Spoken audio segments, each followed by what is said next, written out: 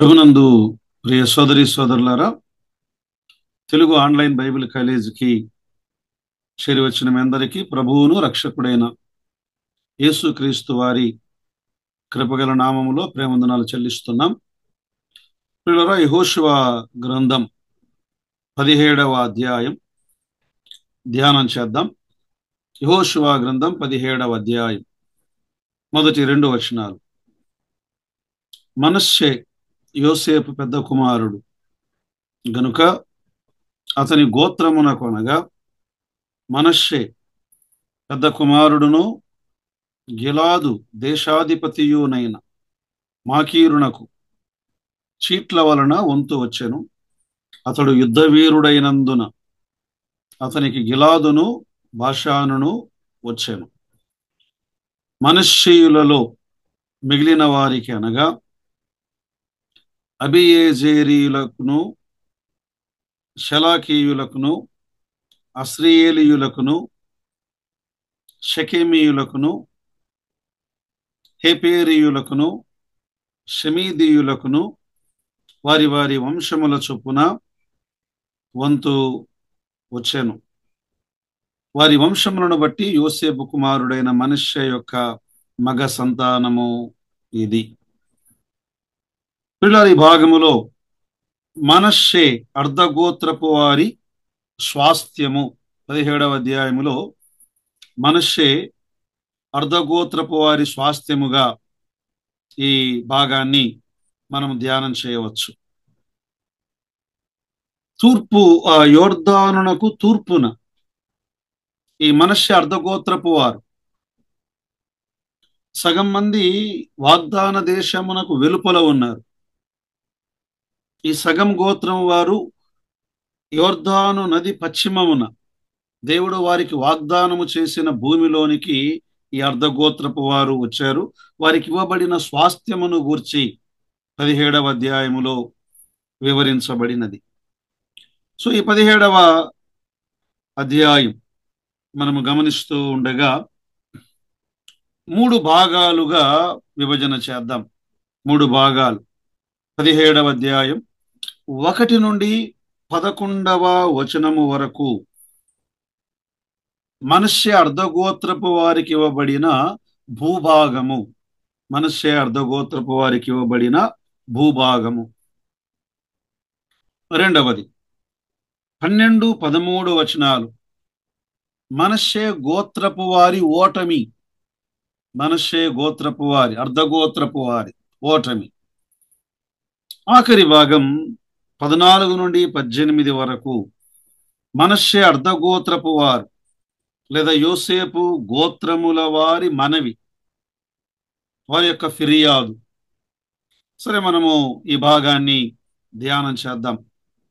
మొదటి 11 వచనాలు మనష్షే అర్ధగోత్రపు వారికి ఇవ్వబడిన భూభాగం. ఇందులో మొదటి 2 వచనాలను మనము గమనించినప్పుడు మనష్షే ఈ గోత్రములో ఈ మనష్షేకు పుట్టిన కుమారులు లేదా వారి యొక్క మగ సంతానమును గురించి మొదటి 2 వచనాల్లో వ్రాయబడినది. సో వారి యొక్క స్వాస్థ్యము, ఆ కుటుంబముల మధ్య దేవుడు పంచి ఇచ్చిన స్వాస్థ్యమును గురించి ఈ 2 వచనాల్లో మనం చూడగలం. పరలోకములో మన ఆత్మీయ స్వాస్థ్యమును గురించి మనం ఆలోచన చేయగా ఎలా కలుగుతుంది? విశ్వాసము ద్వారా మనము దానిని పొందగలం. విశ్వాసము ద్వారా దానిని పొందగలం. వాస్తవానికి మనష్షే అనే ఈ పేరును మనం గమనించినప్పుడు ఆదికాండం 41వ అధ్యాయం 51వ వచనములో అప్పుడు యోసేపు, దేవుడు నా సమస్త బాధను నా తండ్రి ఇంటి వారినందరినీ నేను మరచిపోవునట్లుగా చేశానని చెప్పి తన జ్యేష్ఠ కుమారునికి మనష్షే అని పేరు పెట్టాను. మనష్షే మరచిపోవుట. కానీ మనష్షేకు ఏకైక కుమారుడు మాకీరు. ఈ మాకీరు మొదటి కుమారుడు గిలాదు. అందుకే గిలాదు వంశస్థులు అనే మాటను మనము గమనించగలం. సంఖ్యాకాండం మనము 26వ అధ్యాయం 29వ వచనములో మనుష్య కుమారులను గూర్చి ఆ భాగములో వ్రాయబడి ఉన్నది. మనుష్య కుమారులలో మాకీరు వంశస్థులు, మాకీరు గిలాదును కనెను, గిలాదీయులు గిలాదు వంశస్థులు, గిలాదు పుత్రులు అని వారి పేర్లను గురించి ఆ భాగములో చెప్పాడు. మాకీరు ఒక సాధారణ జీవితాన్ని జీవించిన వాడే, కానీ ఈ భాగములో అతను గూర్చి వ్రాయబడిన మాట మొదటి వచనములో అతడు యుద్ధవీరుడైనందున అన్నాడు. మాకీరు యుద్ధవీరుడు అనే మాట అంటే ఈ మనష్షే గోత్రములో నుండి వచ్చినటువంటి వీరు పరాక్రమశాలురు, పోరాడేవారు. ఇంకా చెప్పాలంటే ఈ మాకీరు వారసులు రక్తపిపాసులుగా ఉన్నవారు. అందుకే పోరాటము ద్వారా దేవుడు వారికి ప్రతిఫలాన్ని అనుగ్రహించాడు. వాస్తవానికి ఈ మనష్షే వంశపు వారు పరలోక స్వాస్థ్యమునకు లేదా ఈ వాగ్దాన స్వాస్థ్యమునకు చట్టబద్ధమైన హక్కు లేదు వారికి. మనం ఎరుగుదు యోసేపు కుమారులు, వారి యొక్క తల్లి అన్యురాలు. వాస్తవానికి 12 గోత్రములలో యోసేపు ఒక్కడే చేర్చబడాలి, కానీ లేవీని దేవుడు వేరుపరిచినందున మనష్షేను ఎఫ్రాయిమును ఇద్దరిని దేవుడు చేర్చాడు కదా. వాస్తవానికి వారు ఈ వాగ్దాన దేశ స్వాస్థ్యమునకు వారసులు కారు, కేవలం దేవుని కృప ద్వారానే ఆ వారసత్వమును వారు పొందారు. ఈనాడు నీవు నేను మనలో ఎవరు దేవుని ముందు నీతిమంతులము కాము. 14వ కీర్తనలో నీతిమంతుడు లేడు, ఒక్కడును లేడు.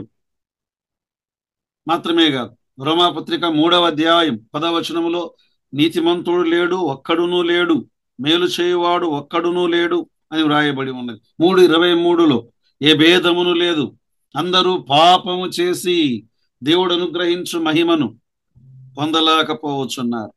రోమ 6:23లో ఏలయనగా పాపము వలన వచ్చు జీతం మరణము అని వ్రాయబడి ఉన్నది. ప్రియులారా, కదా వాస్తవానికి మనము ఎలాంటి వారమో దేవుడు తేటగా ఆయన వివరించాడు.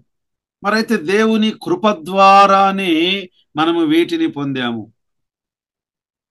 దైవ గ్రంథములో యేసుక్రీస్తు ప్రభువారు ఆయన మనకు బదులుగా ఆయన ఏం చేయబడ్డాడు? యెషయా గ్రంథం 53వ అధ్యాయం 3వ వచనములో అతడు తృణీకరింపబడిన వాడుగాను, మనుషుల వలన విసర్జింపబడిన వాడుగాను, వ్యాధిగ్రస్తుడుగాను, వ్యసనాక్రాంతుడుగాను ఆయన మార్చబడ్డాడు. కేవలం ఇది విశ్వాసము ద్వారా మనష్షే గోత్రము వలె వాగ్దాన దేశములో వారు కృప ద్వారా స్వాస్థ్యమును పొందినట్లు నీవు నేను కేవలము కృప ద్వారానే రక్షణ పరలోక స్వాస్థ్యమును మనము పొందాము. ఎఫెసీ పత్రిక 2వ అధ్యాయం 8వ వచనములో కృప ద్వారా మీరు రక్షింపబడి ఉన్నారు, అది మీ వలన కలిగినది కాదు, అది దేవుని వరమే, కనుక ఎవడునూ అతిశయపడ వీలు లేదు, క్రియల వలన కలిగినది కాదు అన్నాడు. కేవలం విశ్వాసము ద్వారా ఇది ఆధారపడినది. యోహాను సువార్త 3:16లో దేవుడు లోకమును ఎంతో ప్రేమించెను కాగా ఆయన తన అద్వితీయ కుమారునిగా పుట్టిన వానియందు విశ్వాసముంచు ప్రతివాడును అన్నాడు. విశ్వాసముంచు ప్రతివాడును. నాడు రక్షణ ఎలా పొందాము? రోమాపత్రిక 10:9-10లో యేసు ప్రభువైన నోటితో ఒప్పుకొని దేవుడు మృతులలో నుండి ఆయనను లేపినని నీ హృదయమందు విశ్వసించిన ఎడల నీవు రక్షింపబడుదు. కేవలం విశ్వాసము ద్వారానే. తర్వాత చూడండి, ఈ భాగములో 3వ వచనము నుండి 6వ వచనము వరకు సెలోపేదు కుమార్తెల స్వాస్థ్యమును గురించి వివరించబడినది. 3వ వచనము నుండి 6వ వచనం వరకు. మనష్షే మునిమనుముడును, మాకీరు ఇనుమనుముడును, గిలాదు మనుమడును, హేఫేరు కుమారుడునైన సెలోపెహదునకు కుమార్తెలే గాని కుమారులు పుట్టలేదు. అతని కుమార్తెల పేరులు మహాల, నోయ, హోగ్లా, మిల్కా, తిర్సా అనునవి. వారు యాజకుడైన ఎలియాజరు ఎదుటికిని, నూను కుమారుడైన యెహోషువ ఎదుటికిని, ప్రధానుల ఎదుటికిని వచ్చి, మా సహోదరుల మధ్య మాకు స్వాస్థ్యం ఇవ్వవలెనని యెహోవా మోషేకు ఆజ్ఞాపించినని మనవి చేయగా,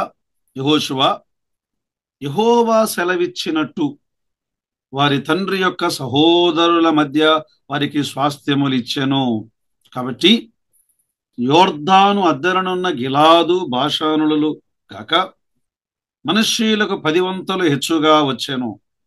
ఎలయనగా మనష్షీయుల స్త్రీ సంతానమును వారి పురుషుల సంతానమును స్వాస్థ్యములు పొందెను. గిలాదు దేశము తక్కిన మనష్షీయులకు స్వాస్థ్యమాయను. ఈ మనష్షే గోత్రములు సెలోపెహదు కుమార్తెలు కదా. మీరు ఈ స్త్రీలు స్వాస్థ్యము పొందడము అనేది ఆనాడు యూదుల మధ్య ఒక అసాధారణమైన విషయం. పురుషులకు మాత్రమే భూమి యొక్క వాగ్దాన భూమి యొక్క స్వాస్థ్యమును పంచి ఇవ్వడము చూస్తూ ఉండగా, వీరు వచ్చి ఏమడిగారు? ఇదిగో మోషేకు దేవుడు సెలవిచ్చినట్లు ఆనాడు మేము వెళ్ళి అడిగాము. ఎక్కడ? సంఖ్యాకాండం 27వ అధ్యాయం 6-7 వచనాల్లో యెహోవా మోషేకు ఇలాగు సెలవిచ్చెను, సెలోపెహదు కుమార్తెలు చెప్పినది యుక్తము, నిశ్చయముగా వారి తండ్రి సహోదరులతో పాటు భూస్వాస్థ్యమును వారి ఆధీనము చేసి వారి తండ్రి స్వాస్థ్యమును వారికి చంద చేయవలెను. దేవుడు ఆనాడే మోషేకు సెలవిచ్చాడు, మా సహోదరులతో పాటు మాకు స్వాస్థ్యం ఇవ్వవలెను అని. దేవుడి వాగ్దాన ప్రకారం మోషే వెళ్ళి దేవుణ్ణి అడిగాడు, దేవా మరి వీరి విషయమై ఏమిటి? ప్రార్థన ద్వారా దేవుడు ఈ సంగతిని ఆయన పరిష్కరించాడు. ఇది అక్షరార్థమైన భూ సంబంధమైనటువంటి స్వాస్థ్యం. మరి ఆత్మ సంబంధమైన స్వాస్థ్యమును గురించి మనం ఆలోచన చేస్తే గలతీ పత్రిక 3వ అధ్యాయం 23వ వచనములో, అంటే పై భాగము నుండి మనము గమనించినప్పుడు 26, యేసుక్రీస్తునందు మీరందరూ విశ్వాసము వలన దేవుని కుమారులై ఉన్నారు. క్రీస్తులోనికి బాప్తిస్మము పొందిన మీరందరూ క్రీస్తును ధరించుకొని ఉన్నారు. ఇందులో యూదుడని గ్రీసు దేశస్థుడని లేదు, దాసుడని స్వతంత్రుడని లేదు, పురుషుడని స్త్రీ అని లేదు. యేసుక్రీస్తునందు మీరందరూ ఏకముగా ఉన్నారు. విశ్వాసము విషయమును మనం ఆలోచన చేసినప్పుడు పురుషుల విశ్వాసం వేరు, స్త్రీల విశ్వాసం వేరు కాదు. పురుషుల రక్షణ వేరు, స్త్రీల రక్షణ వేరు కాదు. దేవుడు అందరికీ పరలు సంబంధమైన స్వాస్థ్యమును, రక్షణను, స్వాస్థ్యమును, దేవుని ఆత్మను, సంచకరువును ఏమీ లేకుండా అనుగ్రహించాడు. ఈ భాగములో ఆ దినాలలో సెలోపెహదు కుమార్తెలు వెళ్ళి మోషేకు మనవి చేశారు. మోషే వెళ్ళి దేవునికి మనవి చేశారు. దేవుడు ఆ మనవికి ఆయన జవాబును అనుగ్రహించారు. కనుక ప్రార్థన ద్వారా దేవుడు అనుగ్రహించే జవాబు. నీతిమంతుల అవసరముల కొరకు ప్రార్థించేవారు కావాలి. ప్రార్థించే వారి ప్రార్థనలకు దేవుడు ఆయన ప్రతిఫలమును అనుగ్రహించువాడు. సెలోపెహదు కుమార్తెల కొరకు వారు చేసిన ప్రార్థనను దేవుడు అంగీకరించినట్లుగా మనము చూడగలం. వారు కోరినది అది న్యాయమైనది. దేవుడు ఆయన ఆ ప్రార్థన మనవిని ఆయన అంగీకరించాడు. ప్రియులారా, ఈనాడు ఆదాము ద్వారా మనకు కలిగినటువంటి నష్టమును యేసు క్రీస్తు ద్వారా ఆయన తిరిగి మనకు అనుగ్రహించాడు. రోమాపత్రిక 5వ అధ్యాయం 12వ వచనములో ఏమనుందండి? ఎట్లుండగా ఒక మనుష్యుని ద్వారా పాపము ద్వారా మరణమును లోకములో ఎలాగు ప్రవేశించను, అలాగుననే మనుష్యులందరూ పాపము చేసినందున మరణము అందరికీ సంప్రాప్తమాయను. ఒక మనుష్యుని అవిధేయత ద్వారా అనేకులు పాపులుగా చేయబడ్డారు. ఒక మనుష్యుని విధేయత వలన అనేకులు నీతిమంతులుగా చేయబడ్డారు. ఆధ్యాత్మిక వారసత్వాన్ని కేవలము కృప ద్వారా మనకు అనుగ్రహించబడినది. సెలోపేదు కుమార్తెలు వారి నీతి ద్వారా వారు స్వాస్థ్యమును పొందలేదు, కానీ వారి ప్రార్థన ద్వారా వారి స్వాస్థ్యమును వారు పొందారు. ప్రార్థనకు ఒక గొప్ప మాదిరి ఉదాహరణ. ఇంకా చెప్పాలంటే ఈ సెలోపేదు కుమార్తెలు ఒక అన్యాయాన్ని సవాలు చేశారు. వారు ఆ కాలములో స్త్రీలకు పౌరసత్వ హక్కు, వారసత్వపు హక్కు ఈ మధ్య ప్రాచ్యముల నాడు లేదు. అందుకే ఈ సెలోపేదు కుమార్తెలు వెళ్ళి ఈ వారసత్వ వ్యవస్థను వారు సవాలు చేసినట్లుగా మనం చూడగలం. వేరే గ్రంథాలను మనం గమనించినప్పుడు ఆ గ్రంథాలలో స్త్రీ హక్కును వారు కాలరాశారు. కానీ దైవ గ్రంథమును మనము గమనించినప్పుడు చూడండి, యెషయా గ్రంథం 11వ అధ్యాయములో దేవుడు ఆనాడు పలికిన మాట. యెషయా గ్రంథం 11వ అధ్యాయం 4వ వచనములో 3-4 వచనాలు. యెహోవా భయము అతనికి ఇంపైన సువాసనగా ఉండును, కంటి చూపును బట్టి అతడు తీర్పు తీర్చడు, తాను వినుదానిని బట్టి విమర్శ చేయడు, నీతిని బట్టి బీదలకు తీర్పు తీర్చును, భూనివాసులలో బీదలైన వారికి యథార్థముగా విమర్శ చేయును. కదా, దేవుని యొక్క తీర్పు, దేవుని యొక్క న్యాయం అది సమానమైనది. పరిశుద్ధాత్మ దేవుని నడిపింపు, ఆయన అనుగ్రహించేటువంటి స్వాస్థ్యం. దేవుడు ఆయన తండ్రి లేని వారిని, బీదవారిని, విధవరాండ్రను ఆయన ఆదరించువాడు కదా. కృత నిబంధన యాకోబు రాసిన పత్రిక 1వ అధ్యాయం 27వ వచనములో ఏమనుందండి? తండ్రి అయిన దేవుని ఎదుట పవిత్రమును నిష్కలంకమునైన భక్తి ఎద్దనగా దిక్కులేని పిల్లలను, విధవరాండ్రను వారి ఇబ్బందిలో పరామర్శించుట, ఇహలోక మాలిన్యం తనకంటకుండా కాపాడుకొనుట. కాబట్టి సెలోపేదు కుమార్తెలకు దేవుడు స్వాస్థ్యమును అనుగ్రహించాడు. ఈనాడు మన ఆధ్యాత్మికమైన స్వాస్థ్యం, పరలోకములో మన కొరకు సంపదలను మనము నిలువ చేసుకోవాలి. ఈ సెలోపేదు కుమార్తెలు వారికి, వారి తరువాత వారి తరానికి ఈ స్వాస్థ్యమును సమకూర్చారు. సామెతల గ్రంథం 13వ అధ్యాయం 22వ వచనములో మంచివాడు తన పిల్లలకు స్వాస్థ్యమును సమకూర్చును. స్వాస్థ్యమును సమకూర్చుట అనే మాటను మనం గమనిస్తున్నాం. తర్వాత చూడండి, 7వ వచనము నుండి 11వ వచనము వరకు మనష్షే అర్ధగోత్రపు వారి సరిహద్దులు, మనం సరిహద్దులను గమనిస్తూ ఉన్నాం.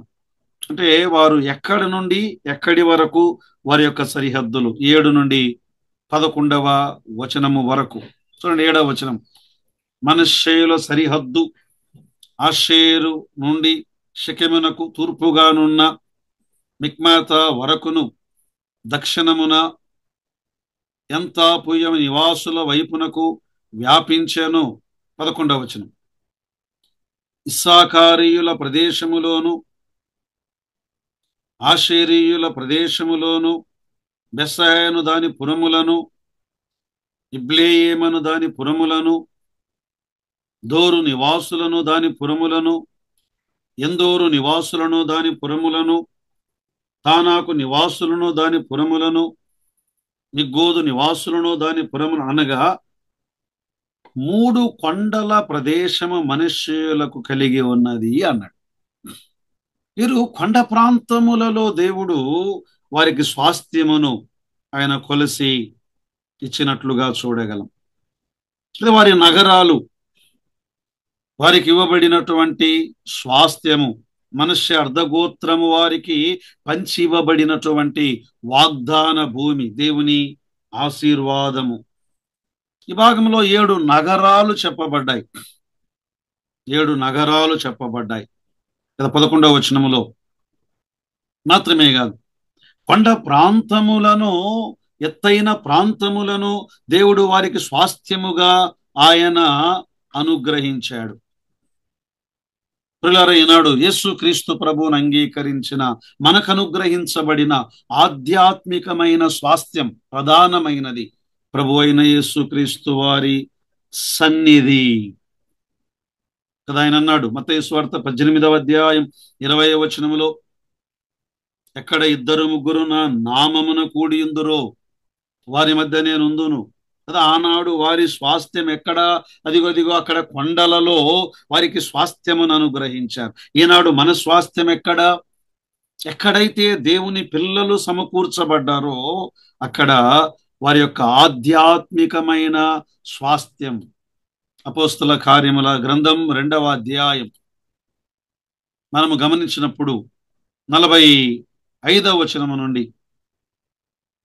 ఇదియుగాక వారు తమ చరస్థిరాస్తులను అమ్మి అందరికి వారి వారి అక్కర కొలది పంచిపెట్టిరి కదా. ఈ ఆధ్యాత్మిక నాయకత్వం, ప్రారంభ సంఘములో సభ్యులు వారి స్వాస్థ్యమును వారి అక్కర కొలది వారు పంచుకొన్నట్లుగా మనము చూడగలం. సహవాసము అనే స్వాస్థ్యములో వారు ఎదిగిన వారు. హెబ్రీ పత్రిక 10వ అధ్యాయం 24-25 వచనాలలో, కొందరు మానుకొనుచున్నట్టుగా సమాజముగా కూడుట మానక ఒకరినొకడు హెచ్చరించుచు ఆ దినము సమీపించుట మీరు చూచిన కొలది మరి ఎక్కువగా అలాగు చేయుచు అన్నాడు కదా. సహోదరులు సహోదరులు వారి అవసరాలను తెలుసుకోవడానికి, జవాబుతరముగా ఉండడానికి, సహవాసములో ఒకరినొకరు ప్రోత్సహించటానికి, ఇదేనండి ఈనాడు అనుగ్రహించబడినటువంటి గొప్ప స్వాస్థ్యము, ఆయన సన్నిధి. మనష్షే అర్ధగోత్రపు వారు, వారికి లభించిన పెద్ద వాగ్దాన భూమి ఏమిటి అంటే కొండలు. విశ్వాసము ద్వారా, విధేయత ద్వారా వారు వాటిని స్వాధీనపరుచుకోవాలని అనే మాటని గమనిస్తున్నాం. అయితే మనము గమనించినప్పుడు దేన్నైనా విశ్వాసము ద్వారానే జయించగలము. అందుకే హెబ్రీ పత్రిక 11వ అధ్యాయం 1వ వచనములో, విశ్వాసం అనున్నది నిరీక్షింపబడు వాటి యొక్క నిజ స్వరూపమును అదృశ్యమైనవి ఉన్నవి అనుటకు రుజువునై ఉన్నది అన్నాడు. విశ్వాసము ద్వారా వారు జయించాలి వాగ్దాన దేశమును. ఈనాడు విశ్వాసము ద్వారా మనము ఈ వాగ్దాన ఫలములను మనము పొందాలి. 2వ భాగం, మొదటి 11 వచనాల్లో మనష్య అర్ధగోత్రపు వారికి పంచి ఇవ్వబడిన భూభాగము విన్నాం. 2వ భాగం 12-13 వచనాలు మనష్షే అర్ధగోత్రపు వారి ఓటమిని గురించి ఈ భాగములో చూడగలం. ఏమిటి వారి ఓటమి? కనానీయులు ఆ దేశములో నివసింపవలనని గట్టి పట్టు పెట్టి ఉండిరి గనుక మనష్షేయులు ఆ పురములను స్వాధీనపరుచుకొనలేకపోయిరి. ఇశ్రాయేలులు బలవంతులైన తరువాత వారు కనానీయుల చేత వెట్టి పనులు చేయించుకునేది గాని వారి దేశమును పూర్తిగా స్వాధీనపరుచుకొనలేదు. ఇది వారి యొక్క ఆధ్యాత్మిక ఓటమిగా మనము చూడగలం. ఆధ్యాత్మిక ఓటమి. కనానీయులను వారు వెళ్ళగొట్టలేకపోయిరి. ఇది మనష్య అర్ధగోత్రపు వారి వైఫల్యము. ఇది ఆధ్యాత్మిక మనం గమనించినప్పుడు ప్రభువును అంగీకరించిన మనము స్వాధీనపరుచుకొనవలసిన స్వాస్థ్యము, ఆత్మలను స్వాధీనపరుచుకోవాలి. దానికంటే ఈ శరీర సంబంధమైన క్రియలను మనము వెళ్ళగొట్టాలి. వాటి విషయములో రాజీ పడకూడదు అని గమనిస్తున్నాం. కనానీయులు ఆ దేశములో వారు నివసింపవలనని ఒక గట్టి పట్టు మనము గమనిస్తున్నాం కదా. వారిని వెళ్ళగొట్టలేకపోయారు. న్యాయాధిపతుల గ్రంథం 1వ అధ్యాయం 27, 28 వచనాలు. 28వ వచనం, ఇశ్రాయేలీయులు బలవంతులైన తరువాత వారు కనానీయుల చేత వెట్టి పనులు చేయించుకునేది గాని వారిని బొత్తిగా వెళ్ళగొట్టలేకపోయిరి.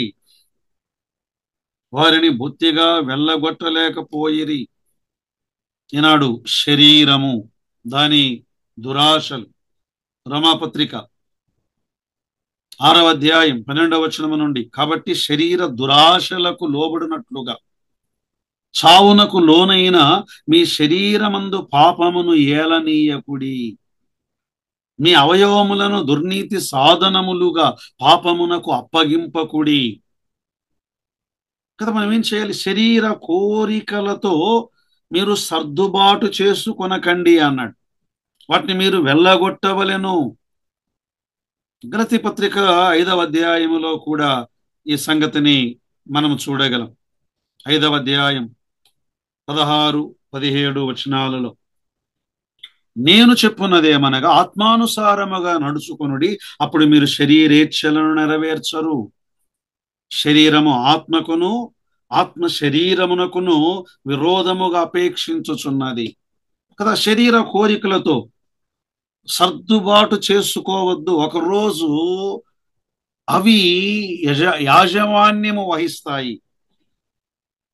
కాబట్టి వారి ఓటమిని గమనించాం. తరువాత 14 నుండి 18వ వచనం వరకు మనష్షే అర్ధగోత్రపు వారి మనవి. వారు ఒక ఫిర్యాదును చేశారు. ఏమిటి ఆ ఫిర్యాదు? 14వ వచనం, అప్పుడు యోసేపు పుత్రులు యెహోషువతో, మాకేలా ఒక్క చీటితో ఒక్క వంతునే స్వాస్థ్యముగా ఇచ్చితివి? మేము ఒక గొప్ప జనమే గదా.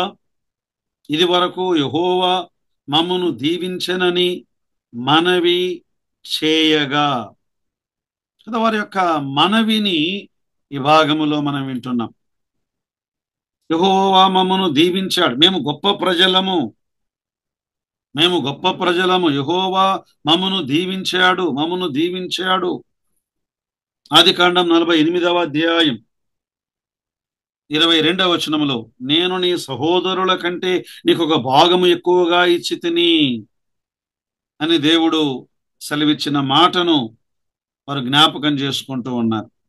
యోసేపు కుమారులకు దేవుని దీవెన. అయితే వీరు యుద్ధ వీరులే కాని, పోరాడవలసిన వారే కాని సోమరులుగా వీరున్నారు. కొండ ప్రాంతం ఇవ్వబడి ఉన్నది, కానీ కొండ ప్రాంతమును వారు స్వాధీనపరుచుకొనలేక పోయిరి అని గమనిస్తున్నాం. సోమరులుగా వారున్నారు. పోరాడవలసిన సమయంలో వారు పోరాడలేకపోతున్నారు. సామెతల గ్రంథములో ఎన్నోసార్లు సోమరి అనే మాట. 6వ అధ్యాయం 9వ వచనములో, సోమరి, ఎందాక నీవు పండుకొని ఉందవు, ఎప్పుడు నిద్ర లేచెదవు.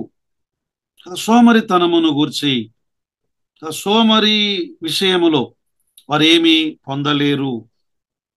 అందుకే తెస్సలోనికలకు రాసిన మొదటి పత్రిక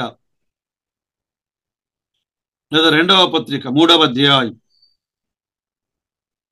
7, 8 వచనాల్లో, ప్రతివాడు తన సొంత చేతులతో పని చెయ్యవలెను అని ఉంది కదా. ఆహారం ఎవరు ఉచితముగా భుజించకూడదు. ప్రియులారా, ఈనాడు ఆధ్యాత్మిక స్వాస్థ్యమును మనము పొందాలి అంటే శ్రమించాలి. శ్రద్ధగా పనిచేయువాడు ఏలుబడి చేయును, సోమరి వెట్టి పనులు చేయవలసి వచ్చునని సామెతల గ్రంథం 12వ అధ్యాయం 24వ వచనంలో మనము గమనిస్తున్నాం. దేవుడు సంఘానికి, విశ్వాసులకు ఆయన తలాంతులను ఇచ్చాడు, బహుమానాలను ఇచ్చాడు. మత్తయి సువార్త 25వ అధ్యాయం 26, 27 వచనాల్లో కదా, యజమానుని దగ్గరకు వెళ్ళి వీడేమన్నాడు? నువ్వు చెడ్డవాడివనియు నీవిచ్చిన ఆ 2 తలాంతులను నేను భూమిలో పాతి పెట్టాను. అప్పుడు దేవుడు అన్నాడు, సోమరివైన చెడ్డ దాసుడా, సోమరి, ఈ సోమరివైన చెడ్డదాసుని యొక్క స్వాస్థ్యమును తీసి వేరొక వారికి ఆయన దేవుడు అనుగ్రహించాడు.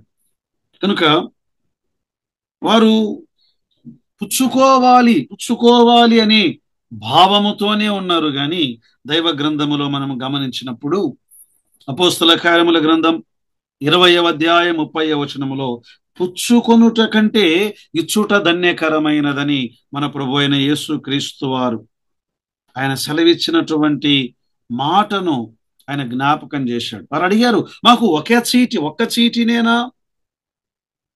మేము ఇంత గొప్ప జనము, మాకు ఒక్క చీటి మీరిచ్చారు. ఒక్క చీటి వారికి ఇవ్వడానికి కూడా అది దేవుని నియంత్రణలో ఉన్నది. దేవుడు అనుగ్రహించువాడు మాత్రమే కాదు, దేవుడు సర్వ జ్ఞానము గల దేవుడు. తన ప్రజల విషయములో తన సార్వభౌమ సంకల్ప ప్రకారము ఆయన నిర్దేశించువాడు. అయితే ఇప్పుడు యెహోషువ వారికి జవాబిస్తున్నాడు 15వ వచనంలో, మీరు గొప్ప జనమే గనుక ఎఫ్రాయిముల యొక్క మన్యము మీకు ఇరుకుగా ఉన్న ఎడల మీరు అడవికి పోయి అక్కడ పెరిజ్జీయుల దేశములోను రఫాయుల దేశములోను మీకు మీరే చెట్లు నరుకుకొనుడి. యెహోషువ చాలా జ్ఞానయుక్తమైనటువంటి సమాధానం ఇచ్చాడు ఆయన. మీరు అరణ్యమునకు వెళ్ళండి, పర్వత ప్రాంతమునకు వెళ్ళండి. ఆ అరణ్య భూమిలో మీరేం చేయాలి? మీరు స్థలమును సిద్ధపరచుకొనుడి. మీకు మీరు స్థలములను వారిని ఓడించండి అంటున్నాడు. మీరు శత్రువును ఓడించండి, మీరు జయించండి. ఈనాడు క్రైస్తవ జీవితంలో పోరాడవలసిన పోరాటాన్ని పోరాడాలి. ఎఫెసీ పత్రిక 6వ అధ్యాయం 10వ వచనములో ఏమన్నాడు? తుదకు ప్రభు యొక్క మహాశక్తిని బట్టి ఆయన యందు బలవంతులై ఉండుడి. మనము పోరాడునది శరీరులతో కాదు, రక్తమాంసములు గల మనుషులతో కాదు, ప్రధానులతో, అధికారులతో, ప్రస్తుత అంధకార సంబంధులకు లోకనాథులతో, ఆకాశ మండలమందున్న దురాత్మల సమూహముతో పోరాడండి. పోరాటములో దేవుని శక్తి, పోరాటములో ఆయనందు విశ్వాసం, యేసుక్రీస్తునందు విశ్వాసము ద్వారా మనము పోరాడవలసిన పోరాటం. అయితే వారేమన్నారు? ఆ మన్యము మాకు చాలదు. ఎందుకు? ఇజ్రాయేలు లోయలో వారికి ఇనుబరదములున్నవి. మేము ఆ పర్వత ప్రాంతములకు వెళ్ళలేము, మేము వారితో పోరాడలేము కదా. వారు వెనకడుగు వేస్తున్న వారుగా మనము చూడగలం. ఇజ్రాయేలు లోయలో వారికి ఇనుప రథములున్నవి. ఇజ్రాయేలు లోయ వాస్తవానికి దేవుడు ఇజ్రాయేలు లోయను ఒకరోజు వారికైనా స్వాధీనము చేస్తాడు. ఇజ్రాయేలు ప్రజలు వారిని జయిస్తారు. హోషేయ గ్రంథం 1వ అధ్యాయం 4-5 వచనాల్లో యెహోవా అతనితో ఇలాగూ సెలవిచ్చాను, ఇతనికి యెజ్రెయేలు పేరు పెట్టుము. యెజ్రెయేలులో యెహూ ఇంటి వారు కలుగజేసిన రక్త దోషమును బట్టి కొంతకాలము నేను వారిని శిక్షింతును. ఇజ్రాయేలు వారికి రాజ్యం ఉండకుండా తీసివేతును. ఆ దినమున నేను ఇజ్రాయేలు లోయలో వారి విల్లును విరుతును. దేవుడు వారి స్వాస్థ్యమును అక్కడ నుండి తీసివేసే మాట నిజమే, కానీ తిరిగి ఆయన వారికి స్వాస్థ్యమును అనుగ్రహించబోతున్నాడు. జకరియా గ్రంథం 14వ అధ్యాయం 9వ వచనములో యెహోవా సర్వలోకమునకు రాజయ్యుండును. ఆ దినములలో కొండ ప్రాంతములు ఆయనవే, లోయ ప్రాంతములు ఆయనవే. ఏ ఇనుపరథములున్న యెజ్రెయేలును ఓడించలేమన్నారే, అది ఆయనదే. సర్వలోకమునకు రాజయ్యుండును. ఆ దినమున యెహోవా ఒక్కడే అనియు, ఆయనకు పేరు ఒక్కటే అనియు తెలుపబడును. తర్వాత చూడండి 17-18 వచనాలలో యోసేపు ఈ పుత్రులు ఎఫ్రాయిము మనష్షే గోత్రము వారికి ఒక ప్రోత్సాహాన్ని ఇస్తున్నాడు. ప్రోత్సాహాన్ని ఇస్తున్నాడు, ప్రోత్సాహం. అప్పుడు యెహోషువ యోసేపు పుత్రులైన ఎఫ్రాయిమీయులను మనష్షేయులను చూచి, మీరు ఒక విస్తారమైన జనం, మీకు అధిక బలం ఉన్నది, మీకు ఒక్క వంతు చీటియే కదా ఆ కొండ మీదే, అది అరణ్యము గనుక మీరు దానిని నరుకుడి, అప్పుడు ఆ ప్రదేశము మీదగును ఆ ప్రదేశము మీదగును ఇనుప రథములున్నవారు బలవంతులై ఉండినను మీరు వారి దేశమును స్వాధీనపరుచుకొనగలరు కదా. ఒక అద్భుతమైనటువంటి ప్రోత్సాహాన్ని ఇస్తున్నట్లుగా ఈ భాగములో మనము గమనించగలం. వాస్తవానికి యెహోషువ ఏ గోత్రానికి చెందినవాడు? ఎఫ్రాయిము గోత్రానికి చెందినవాడు. కానీ తనవారే అని చెప్పి వారి ఎడల ఆయన స్వార్థముగా ప్రవర్తించిన వాడు కాదు. వారిని ప్రోత్సహిస్తూ ఉన్నాడు. యెహోషువ మరియు కాలేబులు వారు ప్రోత్సహించేవారు, వారు విశ్వాసమునకు ఒక ఉదాహరణలుగా ఉన్నవారు. యెహోషువ గ్రంథం 14వ అధ్యాయములో కాలేబు ఏమన్నాడు? నాకిప్పుడు 85 సంవత్సరములు, నేను ఆ పర్వత ప్రాంతములను స్వాధీనపరుచుకొనేదను అని పలికినవాడు కదా. దేవుని ప్రజలు ఒకరిని ఒకరు ప్రోత్సహించుకునేవారుగా ఉండాలి అని మనము గమనిస్తున్నాం. తెస్సలోనికలకు రాసిన మొదటి పత్రిక 5వ అధ్యాయం 11వ వచనములో ఏమన్నాడు? కాబట్టి మీరిప్పుడు చేయుచున్నట్టుగాని ఒకరినొకడు ఆదరించి ఒకరినొకడు క్షేమాభివృద్ధి కలుగజేయుడి, ఒకరినొకరు మీరు కట్టుకోండి, ఒకరినొకరు మీరు బలపరుచుకోండి కదా. వన్ అనదర్, ఒకరినొకరు అనే మాట. శరీరములో అవయవములు ఏం చేయాలి? క్షేమాభివృద్ధి కలుగజేసుకోవాలి. అంటే ఒకరినొకరు బలపరుచుకొనుటలో ఒకరినొకరు కట్టుకోవాలి. ఆధ్యాత్మికంగా మనము కట్టుకోవాలి, పడగొట్టుకొనకూడదు. రోమాపత్రిక 14వ అధ్యాయం 19వ వచనంలో, కాబట్టి సమాధానమును పరస్పర క్షేమాభివృద్ధి కలుగజేయు వాటిని ఆసక్తితో అనుసరించుడి. ప్రియులారా, మనము వీటి విషయములో ఒకరినొకరు ఆనాడు యెహోషువ ఈ 2 గోత్రముల వారిని ప్రోత్సహించినట్లుగా, అలాగే సంఘములో ఒకరినొకరు పురికొల్పుకుంటూ, బలహీనులున్నారా వారిని బలపరుచుకుంటూ, చల్లారిన వారున్నారా వారిని వెచ్చజేస్తూ, సంఘమునకు క్షేమాభివృద్ధి కలుగజేయడానికి పరిశుద్ధాత్మ దేవుడు మనకు కృపను సహాయమును దయచేయునుగాక. ఆమేన్.